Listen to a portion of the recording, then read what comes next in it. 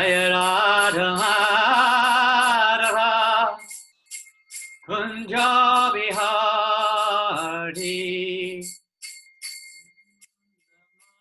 Madhava Kunja Bihari Gopi Janaballabha Girivaradhari Gopi Janaballabha Girivaradhari Gopi Janaballabha Girivaradhari Jaya Gopi Janaballabha Girivaradhari Yashodanandana Vrajajan Anjana Yashodanandana Vrajajana Randana Yashodanandana Vrajajan Randana Yashodanandana Vrajajana Randana Yamuna Tiravanachari Yamuna Tiravanachari Yamuna Tiravanachari Yamuna Tiravanachari Jaya Radha Madhava Kunja Bihari Jaya Radha Madhava Kunja Bihari Jaya Radha Madhava Kunja Bihari Jaya Radha Madhava Kunja Bihari Hare Krishna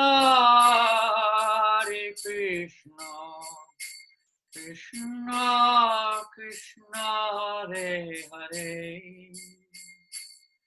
Hare Rama Hare Rama Rama Rama Hare Hare Hare Krishna Hare Krishna Krishna Krishna Hare Hare Hare Rama Hare Rama Rama Rama Hare Hare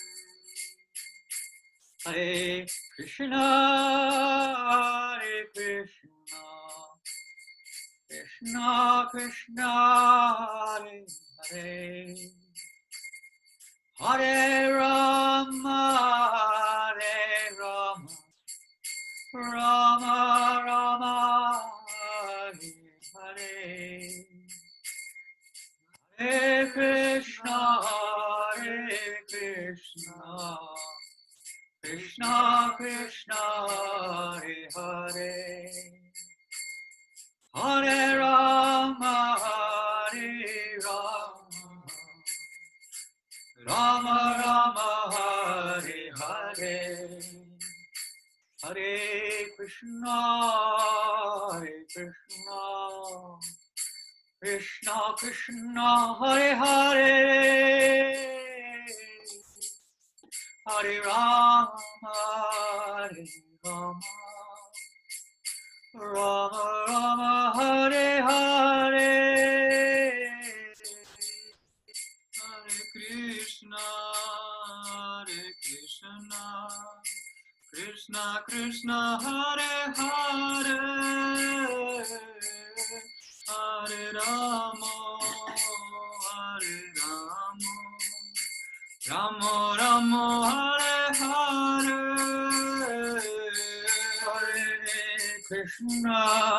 Hare Krishna Krishna Krishna Hare Hare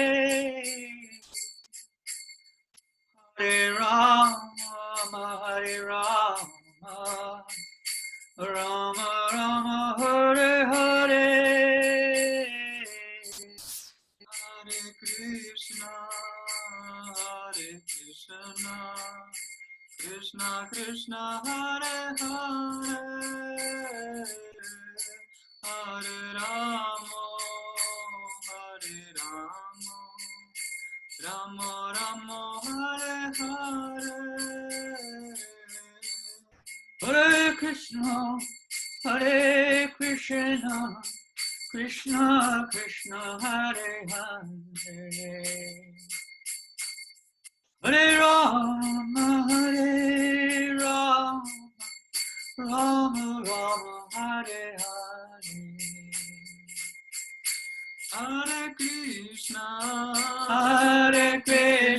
Krishna Krishna Hare Hare Hare Rama Rama Rama Hare Hare Hare Krishna Krishna Krishna Hare Hare Hare Rama Rama Rama Hare Hare Hare Krishna Krishna Krishna Hare Hare Hare Rama Rama Rama Hare Hare Hare Krishna Krishna Krishna Hare Hare Hare Rama Rama Rama Hare Hare Hare Krishna Krishna Krishna Hare Hare Hare Rama Rama Rama Hare Hare Hare Krishna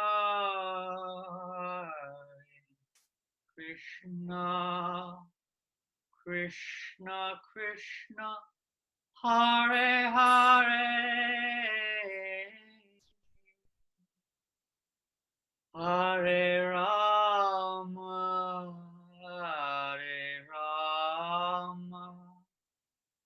Rama Rama Hare Hare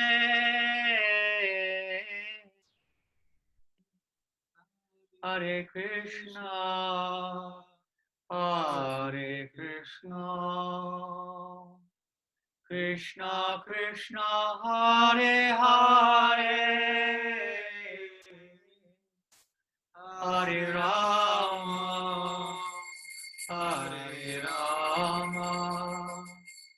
Rama Rama Hare Hare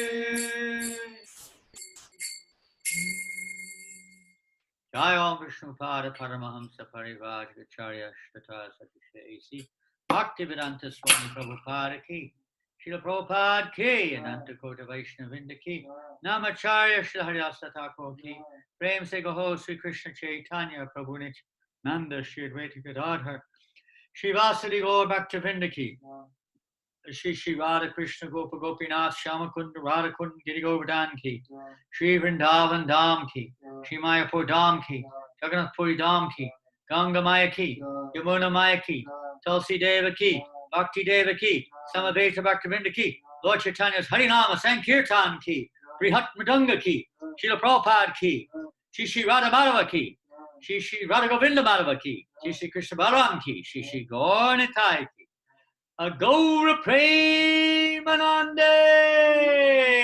Oh, glorious to the assembled devotees. Oh, glorious to the assembled devotees. Oh, glorious to the assembled devotees. Oh, glorious to Sri Guru and Gauranga Blessed Sri Prabhupada. Namo Vishnu Padaya Krishna Prishtaya Bhutale Srimate Bhaktivedanta Swami Niti Namane Namaste Sarasvate Devi Gauravani Pracharine Nirvasesha Sunyavari Paschachade Shatarine Jaya Shri Krishna Chaitanya Prabhu Nityananda Shri Advaita Gadadhar Shivasadi Gaura Bhaktivinoda Hare Krishna, Krishna Krishna, Hare Hare, Hare Rama, Rama Rama, Hare Hare. Hare Krishna, everybody. So nice to be with you all. Thank you for giving us your association today. Hare Krishna. Hare Krishna, everyone. On a very sunny day here at New Mayapur in France, with all the flowers, the roses are coming out. The rose garden is getting beautifully reorganized. All the bushes are being put into place. The gardens, some of the boys are growing permaculture gardens and vegetable gardens and flower gardens, and the roof is getting fixed, and the orchards need someone to do them. We've got about 500 trees, I don't know, hundreds of trees, of fruit trees, but no one's looking after them. And there's a wonderful, wonderful facility here, New Mayapur, given to us by Srila Prabhupada. Just like you have a wonderful facility there in Leicester, well, serving Srila Prabhupada there in the heart of the Midlands, heart of England. So we're happy to be with you today, to enter into the heart, to enter into the, you could say, the safe era given to us by Srila Prabhupada of Srimad Bhagavatam, which is the light to light up all the darkness of this age of Kali, is the cure for all of our ills.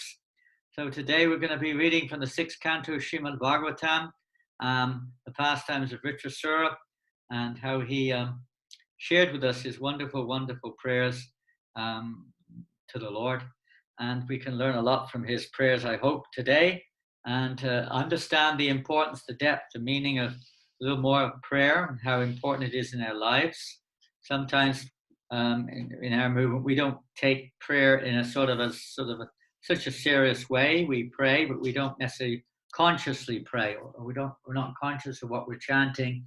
Oftentimes that's the case. But prayer is very much a conscious relationship being developed between the jiva in this particular world, we could say the conditioned soul, taking this opportunity to connect personally with the Supreme Lord. And the Lord will reciprocate. That's his nature, that he reciprocates according to the nature of our prayer, or the consciousness of our prayer. If we're not conscious of him, why he'll be conscious of us? So it's a matter of consciousness as well as, let's say, purpose also. So we're going to be reading these today, and Krishna, how much time do we have, Pradanda Prabhu? Or Rasikananda, what's our schedule, please? It's now, I don't know, different countries, but to me it looks like we have another hour and 15 minutes. Is that correct? That should be fine, Maharaj. Okay, sounds good. Confirmed by the non-moving living entities there. Okay, so we're going to move forward now. Om Namo Bhagavate Vasudevaya. Om Namo Bhagavate Vasudevaya. Om Namo Bhagavate Vasudevaya. Om Namo Bhagavate Vasudevaya. Om Namo Bhagavate Vasudevaya. Om Namo Bhagavate Vasudevaya. Hare Krishna. So if our host will be as kind as to put the verse which I suggested on the board up above us here. I think it's text number 24, if I'm not mistaken. Yeah, that's the one. So this is one of the prayers. It's not the first one, but it's one of the prayers of Vrtrasura, which we're going to chant today. Pardon? No, Oh, okay. I'm just wondering whether we should start with,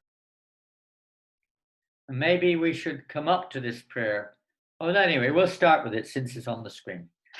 Okay, so we'll just read, I'll read through one line. You please repeat one line, Hare Krishna. I'll say one line, you say one line. We'll do that a couple of times and then we'll go on. Aham Hare Tava Padaikamula. Aham Hare Tava Padaikamula. Dasanu Daso Bhavitasmi Bhuyaha. Dasanu Bhavatasmi Bhuya. Manaksmaratea. I'll start again. Manaksmareta Supater Gonamste. Manaksmarata Supater Namaste. Vinitava karma kurotu kaya. Vinitava karma kurutu kaya. Aham hare tava padaika mula. Ahamare tava padeka mula. Dasanu daso bhavitasmi bhuyaha. Asano daso bhavitasmi guya. Manak smarata supate gunamste. Anahama smarita supate gunamste. Vinitava karma kurotu kaya. Vinitava karma kurutu kaya. Word for word. Aham, Aham. I, I, hooray, Hare, O my Lord, O my Lord, Tava, Tava, of your Lordship, of your Lordship, Pada Eka, Pada Eka, Pada Eka Mula, Mula, whose only shelter whose only shelter is the lotus feet. is the lotus feet. Dasu Anudasa, Dasa Anudasa, the servant of your servant, the servant of your servant. Bhavitasmi, Bhavitas, shall I become, shall I become Bhuyaha, Bhuyaha, again, again, Manaha, Manaha, my mind, my mind, Smareta, Smarita, may remember, may remember, Asupate, Asupate, of the Lord of my life, of the Lord of my life, Gunan, Gunan, the attributes, attributes, Te, Te, of your Lordship, of your Lordship, Grinita, Renita, may chant, may chant, Vak, back, my words, my words, Karma, karma, activities activities of service to of you, service to you, Karotu, Kurutu, may perform, may perform, Kayaha, Kayaha, my body. my body. Translation and purport by His Divine Grace, Srila A.C. Bhaktivedanta Swami Prabhupada. So this is Vrtrasura speaking here. He's offering prayers. We'll go back to the build up to these prayers in a little while, but basically, in the middle of the great battle with Indra, he's offering his prayers to his Lord, and not to Indra, but to the Supreme Lord. Oh, my Lord, O Supreme Personality of Godhead, will I again be able to be a servant of your eternal servants who find shelter only at your lotus feet? O Lord of my life, may I again become their servant, so that my mind may always think of your transcendental attributes. My words always glorify those attributes, and my body always engage in the loving service of your Lordship. Purport. This verse gives the sum and substance of devotional life. One must first become a servant of the servant of the servant of the Lord. Das Anu Das.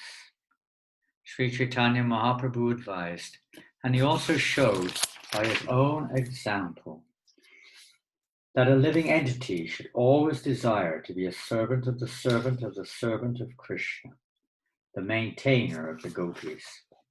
Gopi Vatu Padakamala Dasa Dasanno Dasa. This means that one must accept a spiritual master who comes in the disciplic succession and is a servant of the Lord. This is very nice because this makes clearly what this means, that we accept a spiritual master in the disciplic succession who's a servant of his guru, who's a servant of his guru all the way back to Krishna. Under his direction, one must then engage one's three properties, namely his body, mind, and words. The body should be engaged in physical activity under the order of the master. The mind should think of Krishna incessantly, and one's words should be engaged in preaching the glories of the Lord. If one is thus engaged in the loving service of the Lord, one's life is successful. Hare Krishna. Okay, we can put the screen back on if you wish. Hare Krishna. So Vrtrasura, many of you are familiar with this interesting personality in the Srimad Bhagavatam, who in a previous lifetime was a devotee to a king. His name was Chitraketu. And he was cursed by Parvati to take birth in a demonic form. He willingly accepted that curse without any, let's say, just willingly accepted it. He had no, we didn't question it. He didn't challenge it in any way. And this was quite bewildering to Parvati. She thought he would get upset or beg forgiveness or something, but he accepted it as his deserve, as devotees may do. This is the mood of pure devotees particularly. Tateno kumpam susamikshamam. That they simply take shelter of Krishna no matter what happens. They see Krishna's hand working therein. Then Chitraketu, of course, he left, understanding he would take birth as a demon. And Parvati was very inquisitive of her husband, Lord Shiva, as to how is this possible that he's behaving like this? He's just totally undisturbed, he's very equipoised. And Narayana Paraksave Nakutasthana Bibhyati. Svaga Apavaka Narakeshu, that no matter what Lord Shiva said, a devotee is not disturbed. He doesn't mind whether he goes to heaven or hell, because he's taken shelter, completely taken shelter of the lotus feet of the Lord. He's Narayana Parayana. And he has no fear of any situation, because in every situation he's taken shelter of the Lord. So this leads us on then to his next birth, which was in a demonic form. And in this particular case, we have to tell a little bit about the history of Indra, just briefly, because mainly we want to go on to the prayers. Now, Indra, being a little bit attached to his position as the lord of the heavenly planets, so to speak, he got a bit over infatuated with his opulence and his materially comfortable situation. And when his spiritual master Brihaspati came on the scene one time, Indra didn't pay any attention. He disrespected him, basically speaking. And as a result, Brihaspati simply disappeared from the scene and could not be found. Indra was very forlorn. He felt very repentant, realizing what he'd done, but it was too late. He couldn't find him anywhere. And on the suggestion of Lord Brahma, he approached Vishrup, another great Brahmin, who was the son of another great Brahmin named Twashta, asked him if he would please be his priest.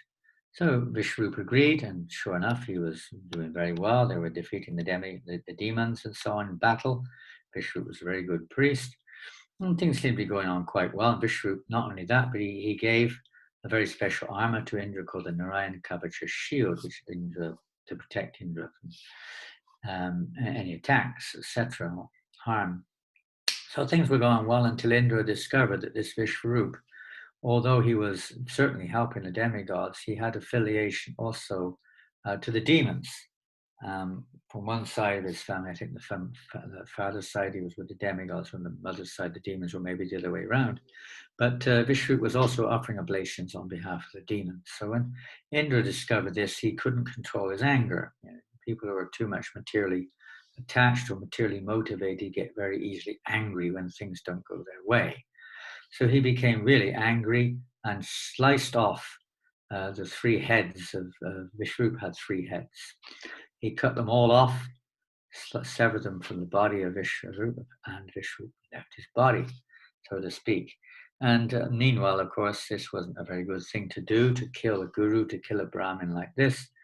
And especially the father of Vishrup, Vrtrasura, was not at all impressed by Indra's behavior. And he decided that, that enough's enough. Indra was very kind of repentant again. It's what happens when we're materially attached. We tend to act and think afterwards. Self-control is lacking. And we wish we never did it afterwards, or we spend the rest of our life trying to justify it. So he was a little repentant. He tried to shed off his sinful reactions and so on and so forth, but that's another story. In the meantime, Tvashta, hearing what had happened to his son, killed by Indra, decided he would perform a yajna to get rid of this Indra. So he performed this great yajna. And in this great yajna which he performed, you can say the objective of this great yajna was to create a demon who would be the enemy of Indra. And in these type of Vedic yajnas, if the mantra is not chanted just perfectly, it can have other effects. by the will of providence, they chanted, priests chanted the mantra in such a way, they got it the wrong way around. Instead, it was a demon was born of whom Indra would be the enemy. So that demon was born, or out of the yajna, this great demon appeared, tremendous, huge demon, huge form, partly touching the clouds, very, fearful, horrendous personality, like fire personified. He was pounding on the ground. The whole earth is practically speaking shaking. So meanwhile, of course, now the time again, time is passing. It's not all happening one day after the next. Years are passing by. But again, the battle begins between the demigods and the demons, and they're both clashing with each other like anything. The demons, huge force headed by Vrtrasura, was heading towards the demigods, and the big battle was ensuing. The demons looked almost invincible, but the demigods were also very powerful because Indra was there with his Narayan Kavach shield, and so on and so forth. And then they're all clashing, and a really tremendous battle going on. And there's different aspects. The demons then suddenly all throwing all of their various weapons at the demigods, but to no avail. They're all being encountered by the demigods. And the demons, after a while, got a bit kind of like, let's say, frustrated with the whole thing, and most of them started running away from the battle. And Vrtrasura started to curse them in various ways, chastise them in various ways, and so on. In the meantime, of course, Vrtrasura was extremely powerful. At one point of time, they seemed to be on top of the demigods, and Indra and Indra has thrown his club. He had this powerful club which he threw at Vrtrasura like anything, but Vrtrasura easily caught the club in his left hand, caught the club in his left hand, and with that club he smashed Airavata on the face and broke the mouth and everything of Airavata, sending the elephant carrier of Indra flying backwards many, many meters. And Indra was really kind of taken aback. He was quite scared. So at this point, they were very worried. The demigods were all very worried. And they were praying to Lord Vishnu, what to do. Please protect us. So Lord Vishnu suggested that they go. As I say, things can take a little time. They don't rush into it. Maybe they went to the body of a great sage named Dadichi. And Dadichi had very great power, very mystical powers. And the Lord said, you go there and ask him for his bones. And with these bones, Vishvakarma can make a very powerful weapon for Indra, called the thunderbolt weapon. So they did, and eventually this Dadichi agreed to give his bones. So Indra got this extremely powerful weapon to fight with Vrtrasura. And then the battle again continued like this. And then various points, all the demons had left the battle practically, and only Vrtrasura was left. And Vrtrasura chastised the demons, but he also chastised the demigods, because the demigods, very cowardly, they started to chase the demons and shoot them from behind. So this is a very unbecoming activity. It's cowardly activities against the laws of warfare, but they did anyway. So he chastised both of them and said, why didn't you come here and stand before me? You fight with me. So the demigods were a little afraid of Vrtrasura, but they came there. And Vrtrasura started to trample the demigods very easily underfoot without any problem whatsoever. Anyway, eventually, we're now going to come more or less to the prayers of Vrtrasura, which I'm going to go back a few prayers. There's about 5 verses. That's why I chose it. It's not very long.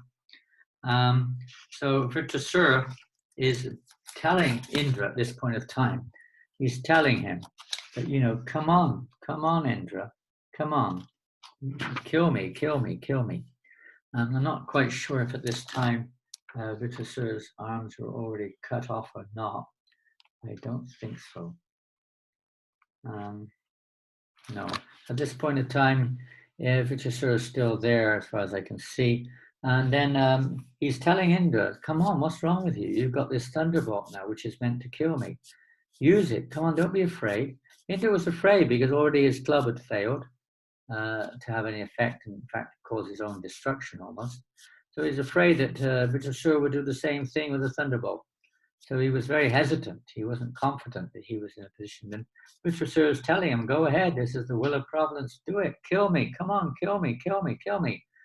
But Indra is hesitating. So at this point of time, Vrtrasura starts offering prayers. So we're going to read some of those prayers now. This starts with, I think we can put it on the screen, I should have prepared better. This is verse 22 from the 6th canto, chapter 11, 6, 11, 22. And Vrtrasura goes like this. He started to submit these prayers because he was hoping that now that Indra would, end his life in this demoniac form by killing him with a thunderbolt. And Vrtrasura was knowing that if he was delivered like this, then he would be liberated. He'd be freed back to Godhead. But Indra was hesitating. Vrtrasura says in text 22, persons who fully surrender at the lotus feet of the Supreme Personality of Godhead and always think of his lotus feet are accepted and recognized by the Lord as his own personal associates, or his own personal assistants, rather, or servants. The Lord never bestows upon such servants the brilliant opulences of the upper, lower, and middle planetary systems of this material world.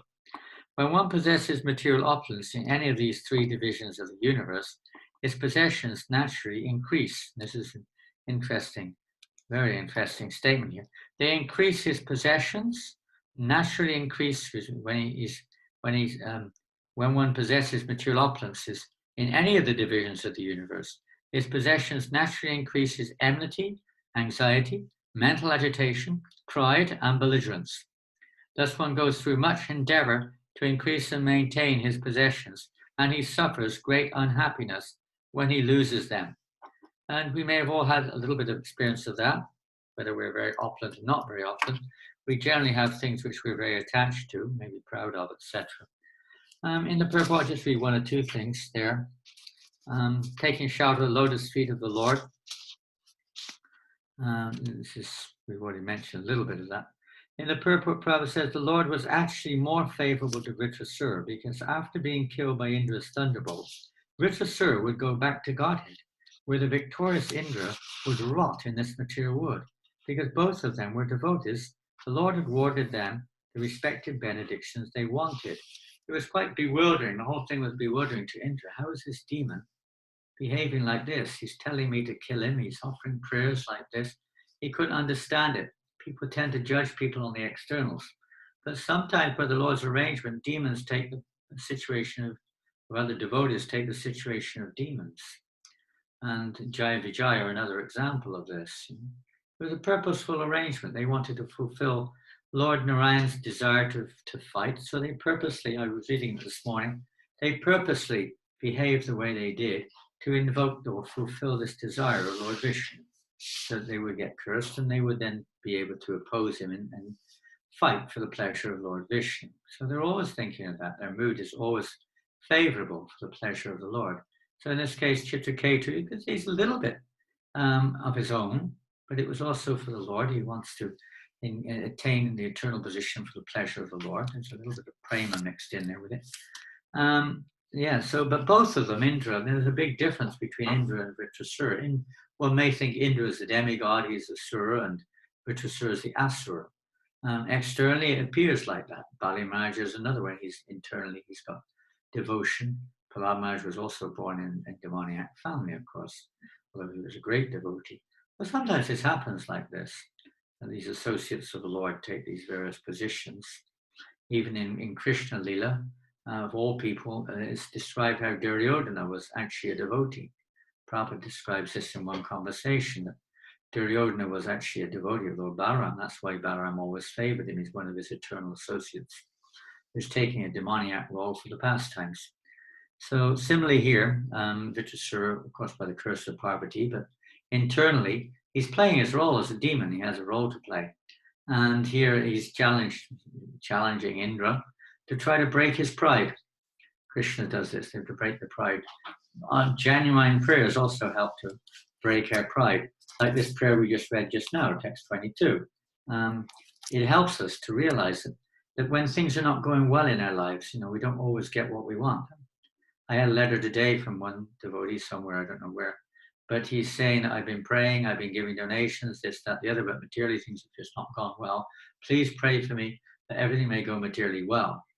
Okay, Krishna may do that, but on the other hand, that's not generally what Krishna does. Now, if we look, for instance, in the 10th canto of Srimad Bhagavatam, when Srila Prabhupada was very much, let's say, responsible in his family life to try to maintain his family and his business, etc., history shows that things were always going up and down, and it just didn't seem to be going anywhere. And then Prabhupada saw this verse in the Srimad Bhagavatam in the 88th chapter, text number 8, of the 10th canto.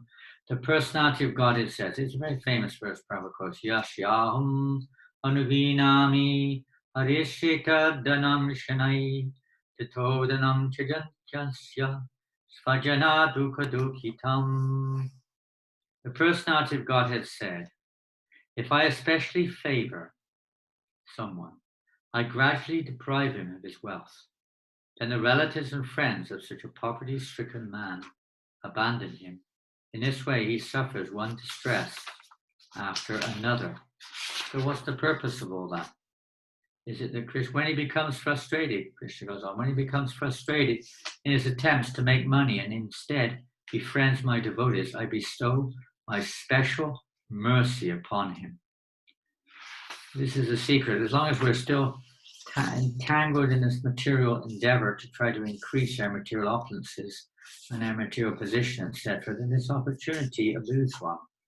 A person who has thus become sober fully realizes the absolute truth as the highest truth, the most subtle and perfect manifestation of spirit. And it goes on. Such a person then is eligible, you could say, to actually receive the mercy of Krishna through the media of the devotees.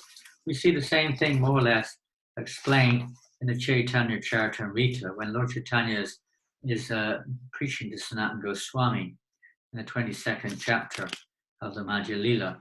Krishna, and he's quoting, Lord Chaitanya is quoting, if those who desire material enjoyment or merging into the existence of the absolute truth in the Lord's transcendental loving service, they will immediately attain, I'll say that again.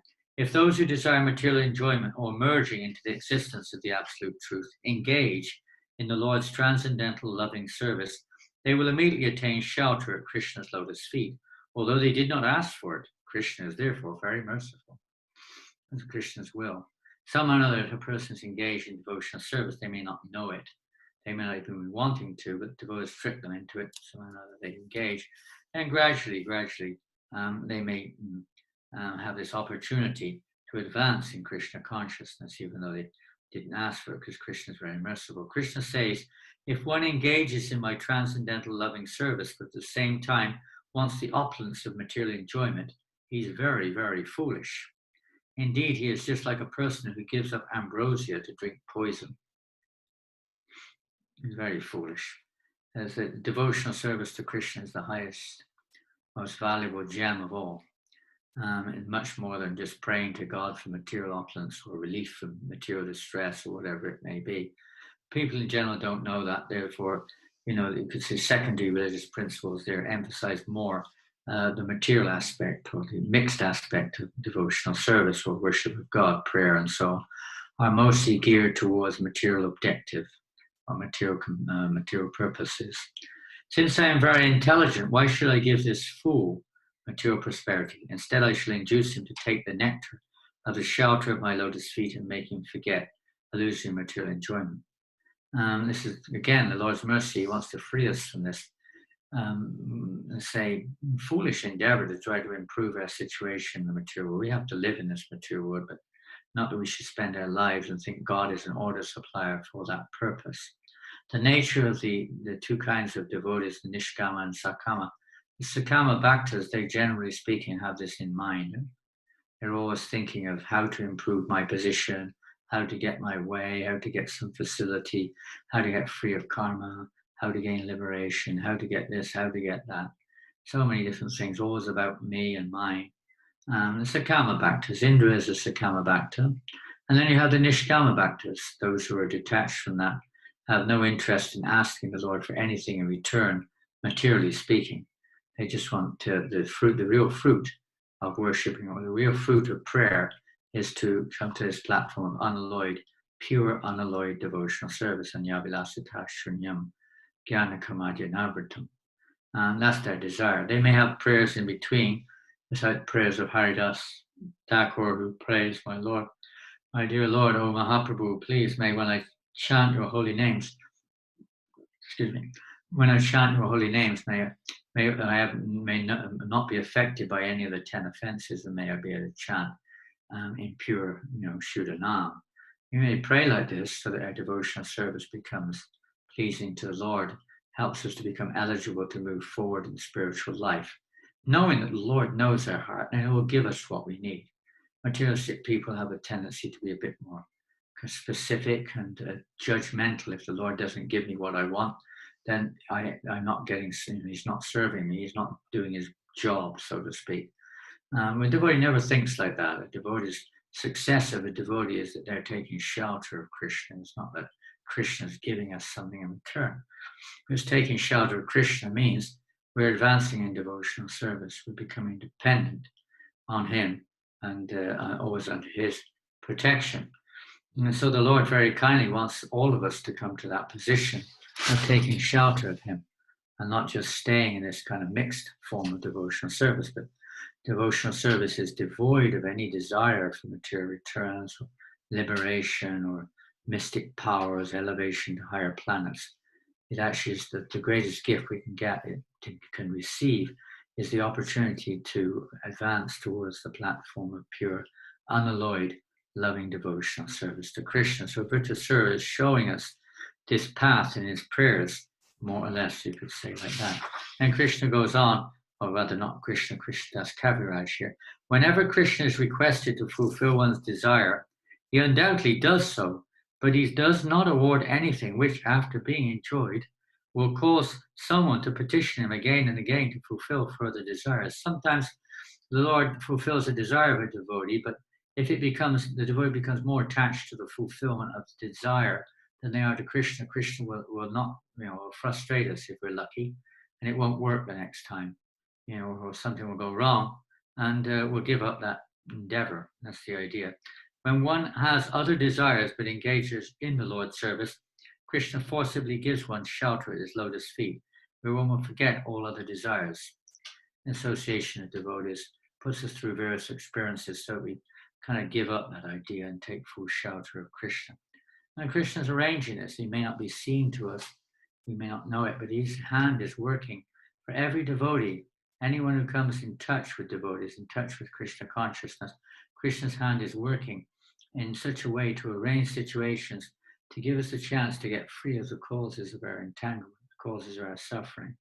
Whether it's people we meet or experiences we go through, be they localized or you could say more expanded experiences, the Lord is arranging this to help release us from this material world.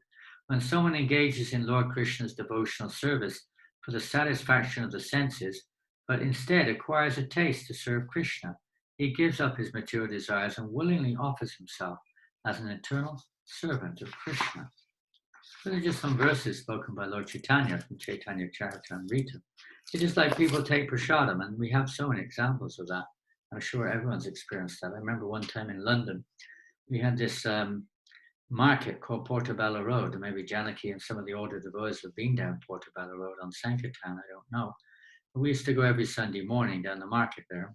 It was kind of a hippie place in those days. And there was this one man there. He worked in a bank, but he would go to the market every Sunday morning. He had a little stall there, and he used to throw rotten fruits at us, and rotten tomatoes and stuff. He didn't like us. He would shout and curse at us. We kind of tried to avoid him, but he would almost go out of his way to, give us a hard time. So one day his wife was down there, and she was really a kind of soft-hearted Christian lady, and she got on her husband's case. Come on, this is not the behavior of a Christian. We're supposed to love our neighbor as ourselves. Come on, whatever his name was, Bob or something. Come on, you can't behave like this. And she really got on his case. And so he said, all right, then, but you'll see what, these people are worshiping the devil. They're really, evil and so on. So she said, no, how do you know? You never spoke to you. I'm going to make you talk to him and apologize for what you've done. She really got in his case. So he said, you'll see if you actually talk to him why I do like this. So anyway, they met the devotees next time round. And the devotees were really sweet and really kind. He really treated him and her just like, with great respect, and thanking them very much, and even offering them gifts and all sorts of things. And this man's wife was shocked. She said, well, these people are really nice. They're better Christians than we are. They're really nice people. And so he said, all right, I'll stop doing it. He stopped doing it. After a month or two, instead of throwing things at us, because the devotees were bringing things to him, they were giving him gifts and this and that, the man started to give us gifts. He started to give us vegetables and fruits instead of throwing them at us. He would give us good ones. And after some time, they started coming to the temple. They started coming to the temple, and after some time, they started to do service. They got a taste. And after a while, Prabhupada gave them initiation. We got initiated together in Trafalgar Square. His name was Bhakti Pramod. He did a lot of service for Prabhupada. I think he long time passed away, but he did a lot of service for him. So like that, even if it's unfavorable, by the mercy of Krishna, the mercy of the devotees, they can come. So this is the mood of a pure devotee. It's good fortune. We're going to read on to the next prayer, which is text number 23 of the prayers of Vrtrasura. Our Lord, the Supreme Personality of Godhead. Notice he says our, because he's referring to Indra. He's also your Lord. He's our Lord, even though Indra was a sakama or materialistic devotee. Vrtrasura was a nishkama, a detached or a devotee who only wants to serve the Lord's will. Our Lord, the Supreme Personality of Godhead, forbids his devotees to endeavor uselessly for religion, economic development, and sense gratification. O Indra, one can thus infer how kind the Lord is. Most people will see this as not kind. They'll see this as almost like the Lord is cruel and heartless or something. But this is his mercy. He doesn't want us to become entangled in mundane, philanthropy. We can use it in Krishna service, but not to become attached to that. Sometimes it takes the place of service to Krishna. It becomes our main thing. One may use it for spreading Krishna consciousness, the same with economic development, sense gratification. It depends what we mean by it. But everything can be used in a proper way to help us to advance in spiritual life. O Indra, one can thus infer how kind the Lord is. It's like a loving parent. He only wants the best for his child. And when the child is doing something, maybe the child thinks this is going to make me happy. Well, the parents can see that this may not make the child happy, especially if he's playing with something dangerous like fire or glass or something. The parent will do what he can to try to, take that glass or fire away from the child for the child's sake. Such mercy is obtainable only by unalloyed devotees, not by persons who aspire for material gain. So those who are actually completely, their devotional service is, fixed. They're completely fixed. Kevalaya Bhakti Vasudeva Prime. They're fixed in devotional service. They don't have any other objective. So, such mercy is fully bestowed. The Lord completely protects his devotees from these things. Those who are sakamas, the Lord may give because that's what they want. But they'll give it in such a way that eventually they'll come to their senses too. That's the idea anyway. But devotees like Vrtrasura, he has no intention. So teaching us our prayer should be like this. It shouldn't be, oh, Krishna, save me, save me, save me, I'm in difficulty. Okay, that's all right, but that's not the prayer of an advanced devotee. It's not the real mercy of the Lord. Okay, I save you. So what? Now you're going to carry on that material body, but you still got to practice. It's like Ajamil. He was saved. He caught up Narayan. Krishna saved him from death, but he still had to prepare himself to go back to Godhead. He had to practice devotional service for a long time until he became purified in heart and awoken his love for Krishna. Not enough just to get free from suffering or attain some material results, what we think is right, because what we think is not pure. It's mixed with the modes of nature. There may be some degree there of service to Krishna, but it's generally mixed. So the Lord wants to take away the mixture, not the devotion. There's nothing wrong with a devotional practice in of itself, but because it's mixed, it's like mixing salt into sweet rice or something like that. We had an experience this lunchtime almost. But it's the Lord wants to take away that which is not meant to be there, that which is superfluous to the living entity. Srimad Bhagavatam is particularly for that purpose, to help us to realize what is what is favorable, what is unfavorable, what is superfluous to the soul's constitutional relationship with Krishna, etc. So different situations arise in our lives which are meant to help us to realize that or to push us in that direction. The Lord does that arrangement. O Indra, one can thus, O Indra, I think we read that. Such mercy is obtainable only by unalloyed devotees, not by persons who aspire for material gains. He's teaching us a beautiful lesson here. We shouldn't approach the Lord asking. Dhruva Maharaj isn't a good example. Dhruva Maharaj approached the Lord for material returns. He was a young boy, he didn't know anything much.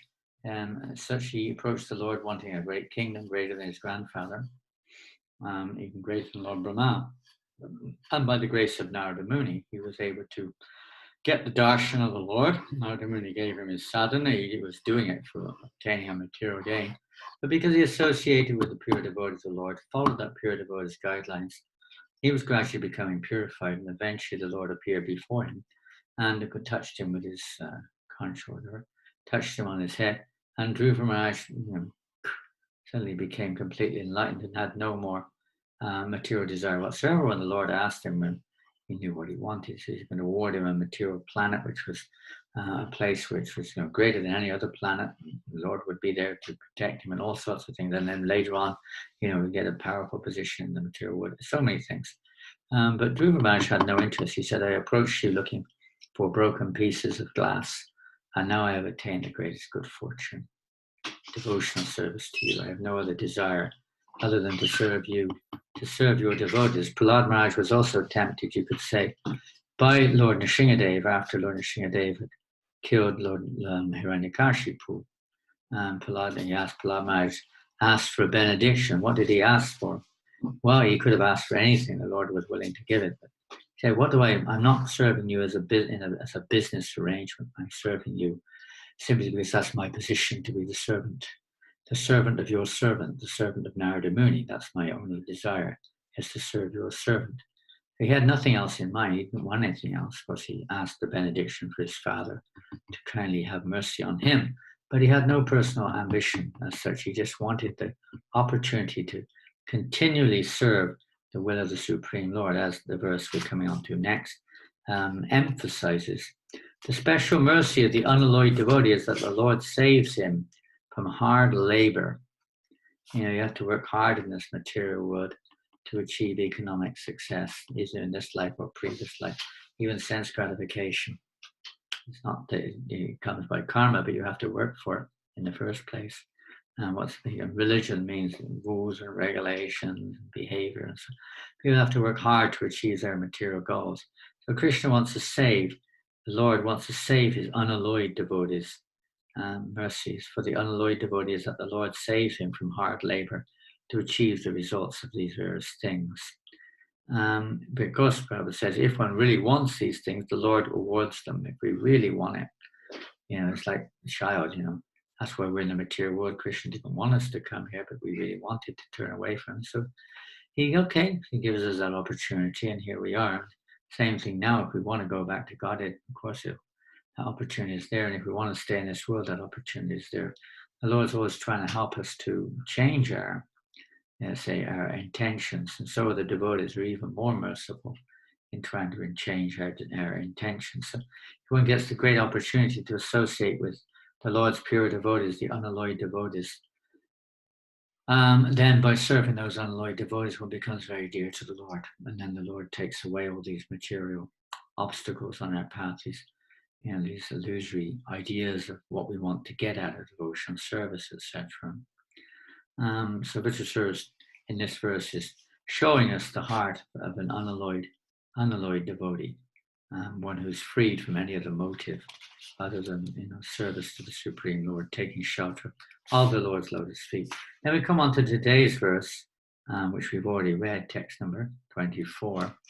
I'll read it again. O my Lord, O Supreme Personality of Godhead, will I again be able to be the servant of your eternal servants, who find shelter only at your lotus feet? O Lord of my life, may I again become their servant, so that my mind may always think of your transcendental attributes, my words always glorify those attributes, and my body always engage in the loving service of your Lordship.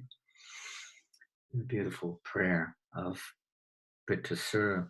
And Prabhupada says, sum and substance of devotional life. It shows the mood of a devotee, and it shows the means of devotional service. It's not something we can do independently or individually. It's in the association, satam pasangam on the various sangam, bhavanti with karna rasayana kataha. It's in the association of devotees that devotional service can be relished and can really be practiced. So he's demonstrating, or he's praying like this, to become, when will I be able to be the servant of your eternal servants who find shelter only at your lotus feet? There is no other shelter. Samasriti ye patapalavapavam hatpadam punya yashomai bhavambadiya vatsaparam param param param param yadvikdam natation. There's no other shelter in this world other than the lotus feet of the Lord, which is afforded to us by when the Lord's pure devotees come into our presence, will give their mercy, and then we can get that shelter. Shelter comes in the form of their words, in the form of their instructions, not just their direct association, but through their siksha, through their instructions, we can get shelter. And how that works, because they engage us, just like Vrtrasura is saying here, I come servant, so that my mind may always think of your transcendental attributes. My words may always glorify those attributes. Body always engaged in their loving service. This is the good fortune that we're engaged, even though we may not have the consciousness of an unalloyed devotee. The unalloyed devotees engage us in devotional service. So under their direction, that service becomes connected to Krishna. It's serving the servants of the servant, the mood of Lord Chaitanya, and freeing us from this bodily identification. By serving those great devotees, one gets great good fortune. The most good fortune by such service, one develops an attraction to hear and chant about Krishna, as Vrtrasura is saying here, that by becoming a servant, then my body, mind, words, everything engage in the service of the Lord. The pure devotees engage our senses. Devotional service is the engagement of our senses favorably in the service of the Lord. And that is done under the direction of a pure devotee of the Lord, who engages us in various ways, chanting, hearing, remembering, praying, worshipping, and so on. Yes, this is the mercy of the pure devotee, to give us this opportunity to engage all of our mind and senses, everything, our intelligence, everything in the service of Krishna. This is the real mercy of a pure devotee. He gives us this opportunity, although we may not be qualified. By the mercy of the Prabhupada said one time, I've given you your eligibility, I've given you your piety, and so on, to engage like this in daily worship or whatever it is. It's by the mercy of the pure devotee that our sense, and when our senses are engaged with Shikeshu, Shikena Bhakti Seva Uchite, then we become free of these falsities. Sarvupadi Vinyam Tatpatarvena Nirmalam. When our senses are engaged in Krishna service fully, in the service of the Lord, then we become free of all false identities. Our heart becomes cleansed. This is the mercy of the association of pure devotees. The mercy. So we should pray for that opportunity. And with the service teach, when will I again become the servant of your servants? When will that opportunity to be there? We're in a position to do it. We have to take that opportunity. This is a very humble position. I just want to be the boss who I serve only according to how I see it, but to become a humble servant of the Lord's representative. In this way, we become eligible to enter back into the kingdom of God. And because that pure devotee will engage us fully in devotional service, we don't have to come back again to this material world. So he's yearning for that opportunity to render that direct service to the Lord, to render service to the devotees.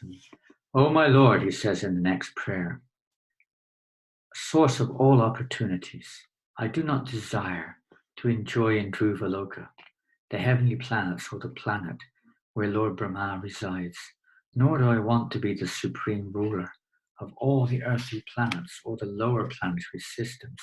I do not desire to be master of the powers of mystic yoga, nor do I want liberation if I have to give up your lotus feet. This is the most valuable thing. And many of you may have heard it, but it's nice to hear it again. Radhanath Maharaj one time was staying in Vrindavan before he joined Srila Prabhupada's movement. And he was living there like a sadhu. And he was staying with one devotee a very sweet devotee, a resident there in Vrindavan, named Ganesham, in a very humble and simple situation. And Ganesham was very absorbed. He wouldn't take service from anyone. He wouldn't allow Radhanath to sleep, to wash his clothes or bring his water. He was elderly, nothing. And he would never say anything about his previous lifetime. But he was such an attractive personality, so full of devotional spirit. So Radhanath Maharaj was taking advantage of his association when he was in a Swami and then old Radhanath, Richard or something his name was. So he was taking advantage of this opportunity. One day when an elderly lady came to the same little place, he was sleeping on the floor in some ashram and worshipping deities in a hole in the wall. And this lady came along, and the lady was quite elderly too, and Radhanath Maharaj asked her who she was. She said, actually, previously, this was my husband. I found out where he was and I've come to join him. Now I've retired and I want to stay here and serve Krishna in Vrindavan. And Radhanath, this was amazing. She spoke English and she explained a bit about his history, a little bit about his history. He was so detached, and he really was a Naishkama Bhakta. He was so attached to his worship of his deities and everything. Such a wonderful devotee. One time Radhanath asked him what was he eating? He never saw him eat anything. So this Ganesham said, no, I have so much food. I've stored all in this cupboard. It's full of prasadam. But one time, we couldn't get it locked. Radhanath opened, there was nothing in there, empty. He would just depend day to day, whatever little something came. He was going to sleep under a little kind of tiny little shawl in the cold. He was so detached and so absorbed in his service. And then this lady, this lady was previously his wife, started to explain about his life. Actually, he was a prince from Rajasthani kingdom. And one day the king came there with him to Vrindavan. And brought the whole family, the wife, the daughter-in-law in this case, the son, they all came to Vrindavan. And then when they got to Vrindavan, Ganesham fell in love with Vrindavan. He didn't want to leave for a moment. He wanted to stay there. And he couldn't leave. And the parents were shocked. They were trying to leave, and he wouldn't come in with them. No, I will stay here. I will stay here. He wouldn't leave. So they said, what are we going to do with this boy? So they went back to their kingdom. The daughter-in-law went back as well. They thought, he'll come home soon. He'll soon get fed up with this. What is it here? Beggars and dust. He'll soon get fed up with this. But yeah, time went by. He never came. They came back again. He wouldn't come. They came back again. He still wouldn't come. Eventually, the king said to his son, said, if you don't come this time, you will be a beggar for the rest of your life, a poverty-stricken beggar, and you will no longer have any claim to the kingdom, etc., etc. So he said, kingdom, wealth. He said, wealth? What wealth is there in this world? He picked up one grain of sand from the ground and said, look at this grain of dust from Vrindavan is more valuable than all the jewels of the universe. There's nothing as valuable as this. And this is the reality. That shelter at the lotus feet of the Lord, that opportunity to engage in service to the devotees, is the most valuable thing we have been given. It's the jewel, the real Chintamani jewels. They're touchstones. The devotees know it or not, but they're receptacles of this transcendental mercy. They're like touchstones, giving us that opportunity to remember Krishna, to engage our senses in Krishna's service, to talk about Krishna, to hear about Krishna, to serve Krishna. There's that beautiful verse, Savai Mano Krishna Padana Vindayo, Vichanksi Vaikuntha Gunana Varnane. On it goes, of Ambarish Maharaj. Cited as a perfect example of one who is fully engaged in devotional service, engaging in everything, his mind in thinking of Krishna, his tongue in speaking about Krishna, his body in hands in cleaning the temple, his body in embracing the devotees, his legs in going to the holy places, his ears in hearing about Krishna, his eyes in seeing the beautiful form of Krishna. His entire existence was engaged in relationship with Krishna. This is what the pure devotees, by their living example, give us this opportunity. This is the association, that this awakens the spirit within us. This is the real gift. This is the highest valuable thing of this human life, to get the association of a devotee, and in their association to be engaged in devotional service, the greatest good fortune, because this will cleanse our heart. And that natural prema, which is awakening in the consciousness of Vrtrasura, this unalloyed love for Krishna. I just want to be the servant of your servants, nothing else. You can do what you like with me, really. A little bit of a tinge of, I want to this and go here or whatever. But basically, this mood of just completely surrender. Do what you want with me, Krishna. This mood, by the service of those who have it, we may gradually come to that platform, although we still have material desires, material tendencies, material expectations, material judgmentalism, and so on. That may be there with us. But in the association, if we try to dedicate ourselves to the instruction of those pure devotees who are freed of all inebriety, Nivritta Trishna, Vigiyamana, Pravoshiti, Chotamanobhirama, we try to engage ourselves in the service of those great devotees who have no material inclinations, Nivritta Trishna. And we hear from them Pravoshiti, the medicine, which will cure us of this material conditioning. What is that medicine? Uttama Shloka Bonana Vadat, is to hear the prayers of the pure devotees, to hear the message of Godhead. Through the prayers, we can understand the mood of the pure devotees. They don't want anything in return, my Lord. The opportunity to pray to you, the opportunity to serve you, the opportunity to sing your glories, the opportunity to serve your devotees. This is all I want. This is all you need. Everything. Krishna reciprocates fully. It's natural. He'll give us the real thing. It's like approaching a billionaire and all you ask for is an ice cream. What would you like? I want an ice cream. Okay, here you go. He could give you $1 billion, but we ask for an ice cream. He'll give us an ice cream. So the same thing with God. We're asking for. Prabhupada gives examples like prisoners in a prison, and then say, what would you like? I'll give you whatever you like. The prisoner has forgotten he exists outside of the prison. There's anything going on. He only knows the prison. And he says, oh, can I have a soft cushion, please, to put my head on at night? Or can you please give me a little more strength so I can smash the stones with this mallet? Can you please give me an extra cigarette so that I can enjoy a little bit more? Well, what else do they know?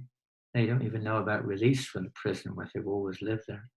Others may say, release me from the prison, but that's not enough either. They'll come back in because their mind is still polluted. So the real thing is the mercy of the Lord is not just to give us facilities in this world, which most people think, it's to release us from this world entirely by giving us this opportunity to engage in our eternal constitutional activity of loving service to the Lord. I'll read the last one or two prayers of Vrtrasura here. O lotus-eyed Lord, as baby birds have not yet developed their wings, always look for their mother to return and feed them, as small calves tied with ropes await anxiously the time of milking, when they will be allowed to drink the milk of their mothers, or as a morose wife whose husband is away from home always longs for him to return and satisfy her in all respects. I always yearn for this opportunity to render direct service unto you.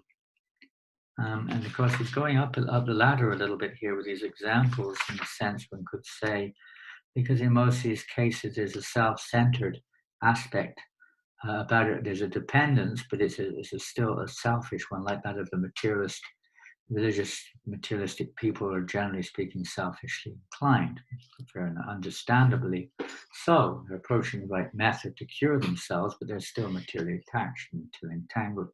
The further we go along, he's asking if this opportunity, and this may not be 100% absolutely pure, but it's there, coming there. I only want this. I don't want anything else. I'm not interested. I just want the opportunity to serve your lotus feet eternally, absolutely eternally. He's thinking like this. And the last prayer goes, oh my Lord, my Master, I am wandering throughout this material world as a result of my fruitive activities. Therefore, I simply seek friendship in the association of your pious and enlightened devotees. My attachment to my body, wife, children, and home is continuing by the spell of your external energy, but I wish to be attached to them no longer. Let my mind, my consciousness, and everything I have be attached only to you. So now he's come to the point of completely letting go. He wants no other attachment whatsoever, even to family, to body, to mind, to anything. Just to you, my Lord, I have no other intention. This was his prayer. Now, these beautiful prayers are very interesting.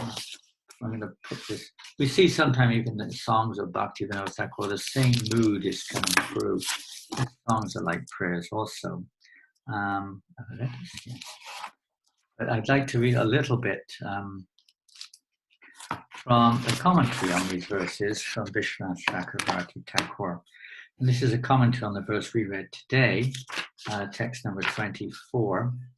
And it's a very interesting commentary. What's the time?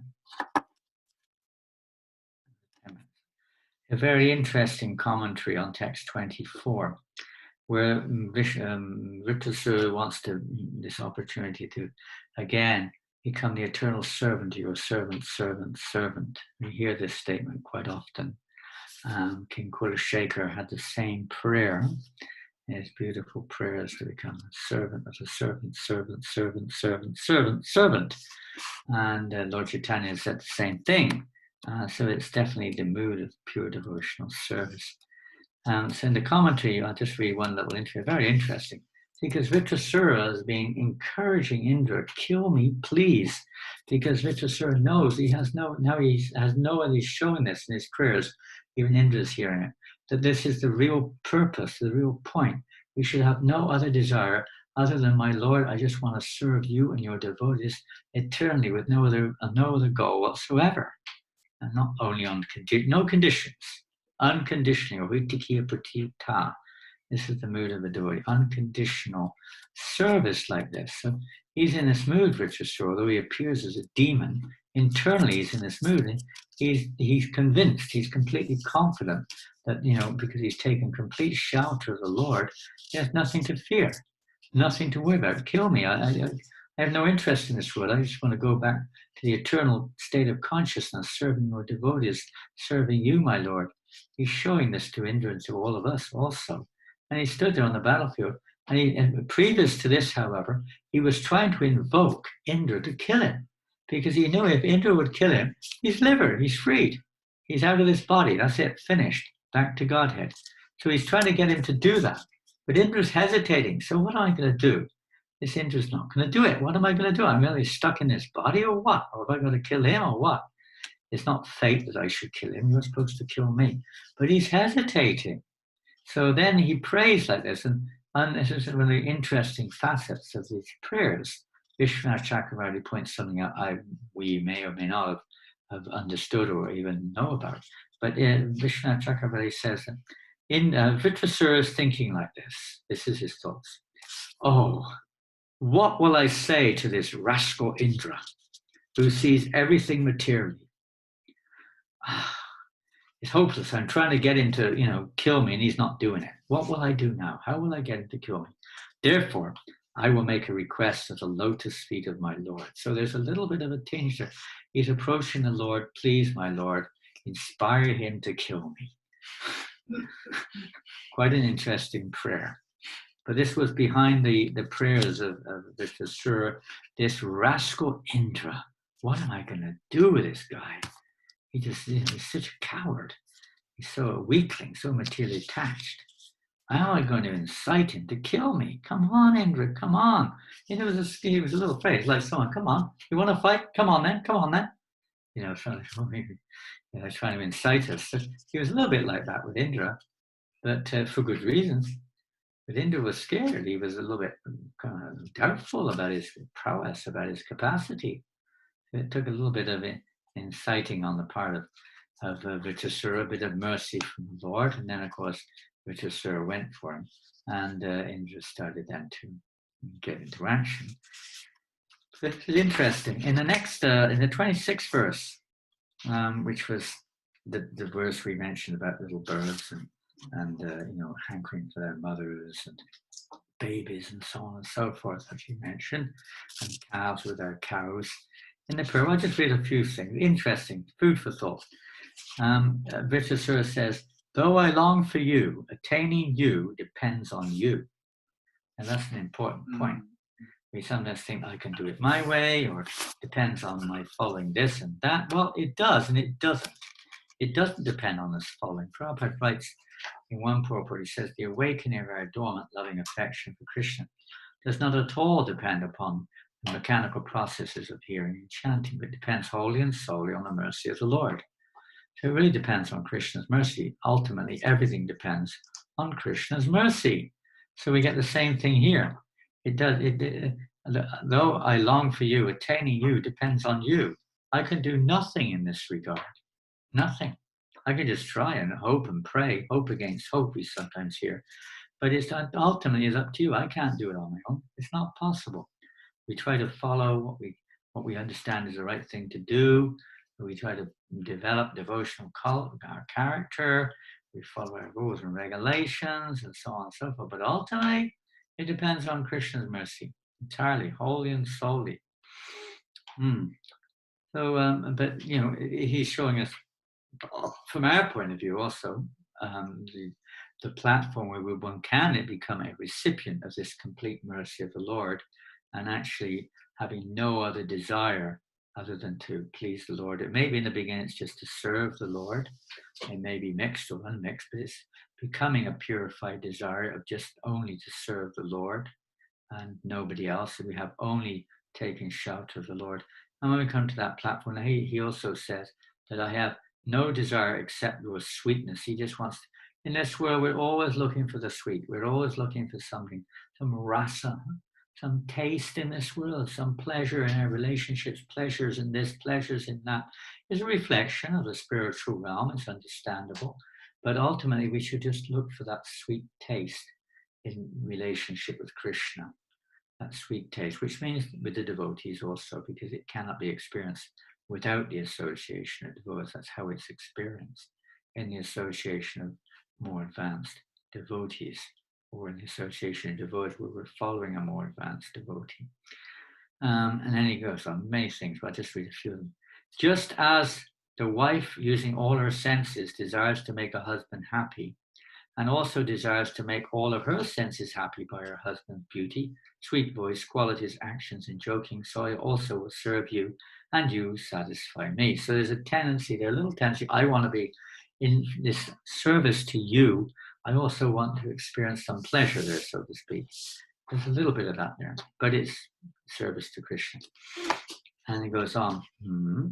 The next verse, he says, wandering in the wheel of samsara by my karmas, I want to be attached to the devotees of the Lord. Please, please fulfill this desire. And my attachment be transferred, just like Lord Kapila Dev we were reading the other day in the class, Prasanga Majuram Pasham, that the greatest entanglement for the living entity in this material world is their attachment to material sense objects, to sense gratification, which is represented by materialistic persons. When that same attachment is transferred to the self-realized soul, that attachment becomes a cause of our liberation from this world, freedom, freeing us, transferring our attachment to the self-realized soul.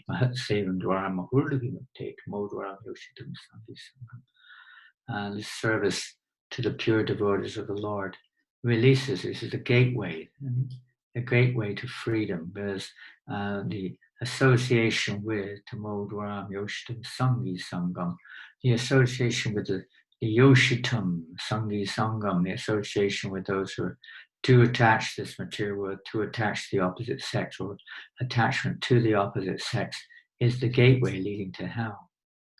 We may think that's the gateway leading to our happiness, but it's actually the gateway to hell. The gateway to real happiness is to become free of this. It's almost impossible for conditioned souls to conceive of this. But this is the actual freedom for the soul when we have no more material desire. Only desire is to serve Krishna. Vishwanath Chakravarti says, oh, how can such a low rascal as me attain such good fortune? Now humility is coming in the mood of Vrtrasura. Let me remain in this world, he says. I don't deserve it. I'm so lowly. So this is, now he's coming to the real platform of unalloyed devotional service. Not that I'm demanding, Lord, I want to go back to God. I want this. Or I don't deserve it. Now let me remain in this material. I'm so full. he prays in this way, let me have friendship, however, with the devotees of the Lord, and let me not have friendship with persons attached to their bodies, children, houses, and wives. I have not had association with your devotees unless I have experienced insurmountable sorrow. It's the greatest good fortune to have the association of devotees, as Ramananda Roy, when he was discussing with Lord Chaitanya Mahaprabhu and Lord Chaitanya, what's the greatest suffering? He said, the greatest suffering is not to have the association of devotees, especially in this world today. Without that association, we can easily get swept away in the waves of material energy. There's so many distractions. The association of devotees is so valuable. Even to remind ourselves of these prayers of Vrtrasura, we may have prayers to Prahlad Maharaj or Kunti Devi's prayers or whatever it may be, which which perhaps are a little more popular or more common. But the lessons to be learned from these prayers of Vrtrasura, or the mood of these prayers, is very significant. Indra wanted material opulence, and Vrtrasura said to Indra, don't worry, Indra. Krishna will fulfill all your desires, and he will fulfill mine too. He fulfills everyone's desires, just have confidence. And he kind of built Indra up, and eventually Indra gained a little bit of confidence in his fight with Vrtrasura. Because Indra wanted material results, so Krishna reciprocated with him. That was his position. But same thing when we're chanting Hare Krishna, if we're chanting Hare Krishna offensively, you may get some material returns, freedom from karma. If you chant in Namabhas, you might get liberation. But that's not our goal. We have to chant in Shuddhanam, pure, unalloyed chanting of the holy name with no other interference on the screen of our consciousness. When we chant, just focusing on the name. The mind might be full of crap, or whatever it is, all kinds of different things. But our consciousness, we should constantly be coming back to the real essence of hearing the holy name, and that is the way that we can awaken our dormant love of Krishna, having this faith in the name of Krishna, faith in the holy name of Krishna, and not having to resort to any other Videshya Gishadvati Chaiva. This devotional servant Videshya Gishadvati. Daneshya Punya Balam Patishtam. It is not one who surrenders like this, is not bereft of the results gained from anything else. Because after all, it's happiness that we're looking for. We're not looking for music, we're not looking for food. That's just a source of our happiness. But real happiness is found in pure devotional service. This is the message of Vrtrasura. Indra doesn't understand that. He thinks it's found in mixed devotional service, that God is our servant and we are the enjoyer of this world. But Vrtrasura is teaching us otherwise. Hare Krishna. 1. Devarshi Bhutapnarinam Pitrinam Kinkuro Nayamini Charadam Sarvatmanayag Sharanam Sharanyam Kundam Parivetikatum. One who has given up all material desires and taken full shelter at the lotus feet of Mukunda, who gives shelter to all, is not indebted to the demigods, great sages, ordinary living beings, relatives, friends, mankind, or even one's forefathers who have passed away. Because he's given up all material desires and is completely engaged in the transcendental loving service of Krishna. And thus you are not indebted when it's not in, if we're fully engaged in service. So this is the mercy of the devotee, freeing us from all of our debts, freeing us from all of our karmas, all of our entanglements, but primarily awakening our loving attraction towards Krishna, the real fruit of bhakti, to bring pleasure to Krishna, to exist for Krishna's pleasure. So I think our time is now more or less expired. So and maybe some devotees would like to ask some questions.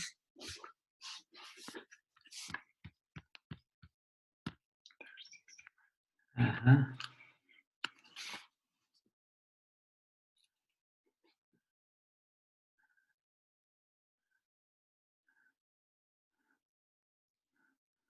lost it. I was reading it and it just rushed forward there.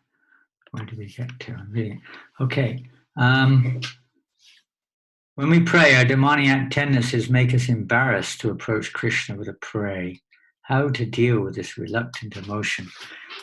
As you may know from Nectar Devotion, there are two kinds of general categories of prayers. There may be many details, but two general categories. One is heartfelt prayers, one is notable prayers. Both are relevant and both can be there. We are children and we may have material mixtures, but who else are we going to go to at our stage? So is there anything really wrong? We know it's not the highest, but that's where Krishna knows we're at. And if we turn to him instead of thinking, I can deal with it, I don't need to depend on Krishna, we do, even in the material sense of the term. So it's not completely, let's say, amiss to have such slightly mixed prayer there in one sense. But we can recite, the best thing is to recite notable prayers of the pure devotees, even though we may not quite be on that platform of actual consciousness. But by reciting those prayers, we become purified in their association. Is when we say these prayers of the great devotees, we're associating with them. And the more we associate, the more our consciousness may become akin to theirs. We may become a little less coated. And especially when we chant Hare Krishna with all intention and serve the devotees as best we can. Try to see all devotees as our masters, and we're trying to serve them in whatever capacity we can. In fact, all living entities in one sense, but particularly the devotees like that. So yes, what to do?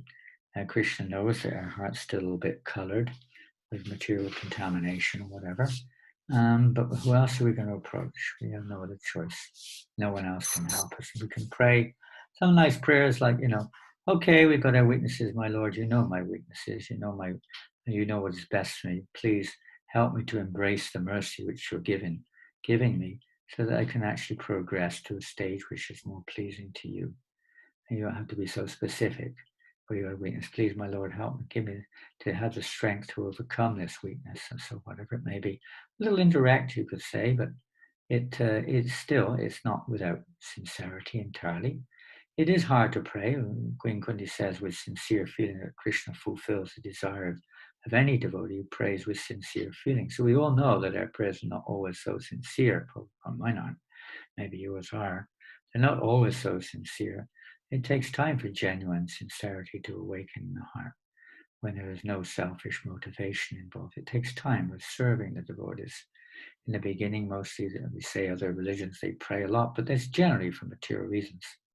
It's because they're very materially attached and they're desperate. They have no one else to turn to, and they have faith that God can supply. Fair enough. Devotees kind of probably know that, but we want to go a little bit further than that. So rendering practical devotional service does cleanse our heart, but the sincere feeling of let's say, of loving affection to Krishna may not have awoken. So sometimes there's this little gap in between the materialistic approach and a pure approach. In that meantime, we serve those who are pure. We offer prayers according to, like Prabhupada said, our only prayer should be, my dear Lord Krishna, you are sitting in my heart as a super soul. Please always remind me to chant your holy names and not forget.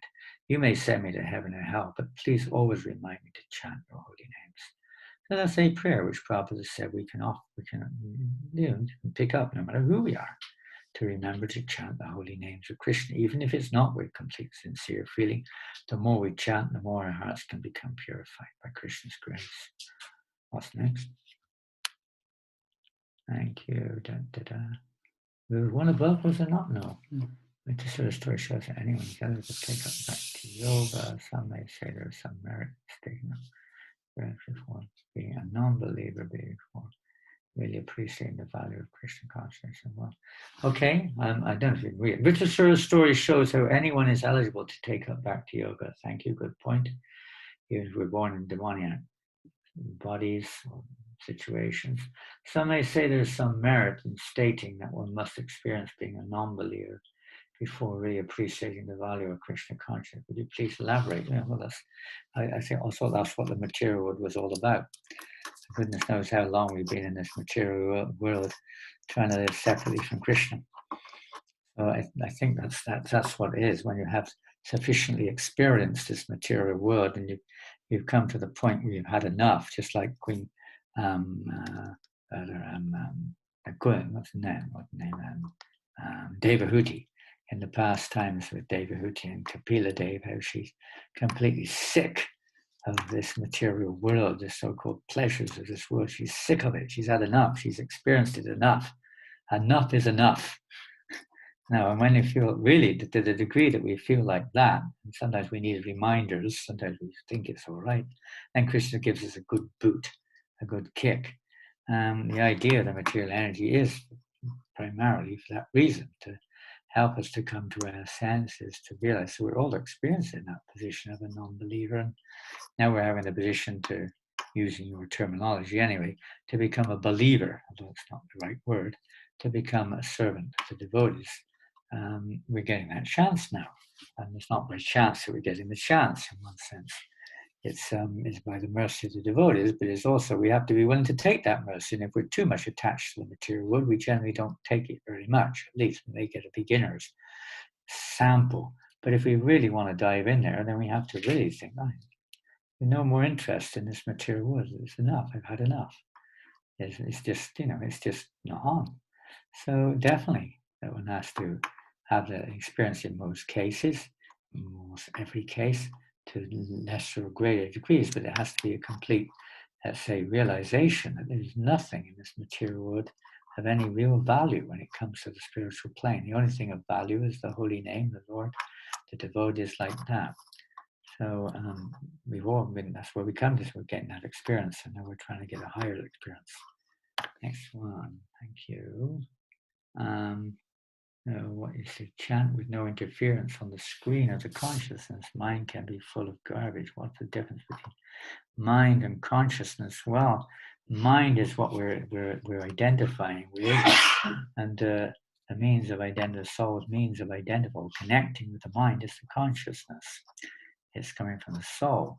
So the consciousness is focused on different aspects of the mind. And that's why we have to make the mind our friend by filling it with Krishna, Krishna, Krishna, thoughts of Krishna, devotional service, whatever it is. Fill the mind. So what you're looking at, or what the soul is perceiving through the consciousness, or connecting to through the consciousness, will purify us, will remind us of Krishna, etc., etc. But the conscious, like a radar, it's going focusing on whatever the mind is, this thought, that thought, this thought, that thought. We're being dragged around in this way. So although they're very connected and they're both in the same region and almost inseparably connected in the conditioned state, because the living entity fully identifies with that mind. But the devotee doesn't fully identify with the mind. He sees the mind as just the collecting ground of all the messages that have come in over lifetimes through the senses, and consequently have developed all kinds of different desires, tendencies, concepts, etc., etc. So the consciousness is there, deciding, using the intelligence, you could say, to try to fulfill whatever we decide that we consider important. Then the intelligence comes in to try to manipulate and maneuver the mind in such a way to fulfill that. It depends what we put our consciousness on, what aspect of the mind we're drawn to. So the devotee is always trying to draw us towards Krishna. And the scriptures are trying to also step by step draw us in that direction of Krishna, the Guru, etc. Everything's to try to bring us closer to Krishna. And so that our consciousness becomes focused on Krishna. Just become conscious of me in all situations, no matter what's in the mind. For a devotee, even if there is a lot of stuff from the past, the devotee is still trying to be conscious of Krishna, seeing Krishna in relationship to that situation. And sometimes we may be, by some circumstance, we were in the last Zoom class, we were hearing about how sometimes we may be drawn away from, let's say, the normal practice of devotional service, but the one who's sincere, he's immediately going to draw the mind back, or his main intention is just to serve Krishna, even if it's some temporary, just like on the moon, there may be spot marks on the moon, but that doesn't mean the moon is therefore, ineffectual. It may not be absolutely, completely clean, but we hardly can see it because the power of the moon's rays is so strong. So we have to come to that Tivena Bhakti Yogini. We have to come to that powerful stage of devotional service by associating with those who are strong, by hearing and chanting and serving under their directions. we may also become strong so that our consciousness does not waver onto the unbecoming things which come up in our mind due to present or past circumstances. Now, Krishna for devotees, testing the devotee, is not entirely karma in any way. It's actually Krishna's arrangement just to help us to turn to him, to remove these tendencies, these desires in the mind, which cause us to be, or which tempt us or cause us to go in the wrong direction when we put our consciousness on those. So Krishna's arranging it so we become, oh no, free of that. We don't want, we lose our taste for the material world, or we lose our attraction to try to become, materially situated, or even the liberation, etc., etc. And on the positive side, in the association with devotees, we can start to develop a bit of the pleasure which they're experiencing, because their hearts are full of Krishna Katha and Krishna conscious thoughts. So when we're in an association, that rubs off on us, and we start to make a sincere endeavor to follow in their footsteps and behave the way they do, and do the things they do, and try to hear from them, and try to chant more and more, and try to remember that everything we do is for Krishna. We try to reprogram our minds, renovate our minds, so that instead of being full of all separate desires, etc., to more and more desires, using our mind to assimilate more and more desires or thoughts about Krishna, more and more and more. And the more we hear about Krishna, the more the mind will become full of Krishna, and the more wherever the consciousness looks, there will be Krishna. That's the idea. Hare Krishna. Anything else? Maybe we're up. Maybe our time is up, I think, isn't it? Oh, we're overtime. We don't get paid for overtime. We get fined. Hare Krishna. So, Prajumna Prabhu, are you there? Hare Krishna Maharaj. Yes, I am. Thank you so much. That was beautiful. Really, really, really. Yeah, the weather must be good there. Is it good? It's very good. Yes, it's very hot. That's why you're saying it's beautiful, because the weather is nice now. I know. Now, your words were beautiful, and your insights on the prayers were beautiful. So thank you so much for being with us today. All the beautiful devotees are there. What can I say? Many beautiful devotees are out there. I don't know a lot of them. I know a lot of them, and I don't know a lot of them also. But thank you all very much, and we wish you all the best in your spiritual lives, and remain forever locked down at the lotus feet of Krishna. Don't leave Krishna's lotus feet, which means the devotees, which means the merciful service that they give us, and the words that we hear from them. Stay always locked down at their lotus feet, and we'll be safe. I'm sure of that. And they have such a nice sangha there in Leicestershire, Derbyshire, Nottinghamshire, wherever you're from up there. Just stay in that association. There will be ups and downs. There will be misunderstandings because we're conditioned souls. But if we put Krishna in the center, we can have unity in that diversity. Otherwise, we have diversity and no unity. So we really want that unity, that unity between us. We're putting Krishna in the center, and that makes, as Prabhupada says, when you make a nice flower vase, or if you only have one flower type, that's kind of nice, but it's a bit boring. But when you have many compatible flowers with leaves in between, and it's done nice decoration, then it becomes very attractive. So that's, if we put Krishna in the center, more and more, Radha Madhava, wherever we're from, in the center, and see how Krishna's hand is working. And then in every situation we can be, let's say, we can be safe, and we can appreciate how Krishna's kindness is coming through. Take advantage. Hare Krishna. So devotees from Singapore, devotees from New Zealand, devotees from England, of course, devotees from Germany, devotees from Philippines, from Australia, from India, Germany, America, many from Leicestershire, but there's devotees from all over the place here, from India, so many places, even as far afield as Newcastle and York, I see there, my goodness. From France, we have France there also. And Hare Krishna. I know where else you're from. Oh, America, that's another America there, USA. There's in Malaysia.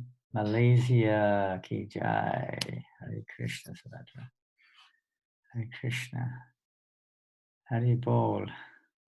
Okay, well, I wish you a Hari Bol. Everyone can put their hands up and aloud. We won't get much sun. Hari Bol.